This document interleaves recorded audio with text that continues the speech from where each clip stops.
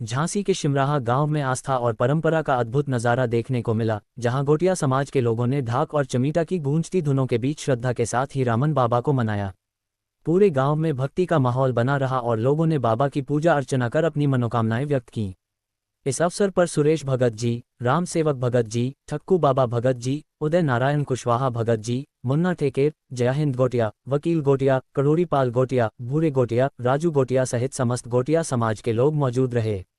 श्रद्धालुओं ने हीरामन बाबा से प्रार्थना की कि गांव में हमेशा सुख शांति बनी रहे और समस्त मानव जाति पर बाबा की कृपा बनी रहे, ताकि सभी का जीवन सुख और संपन्नता से भरा रहे।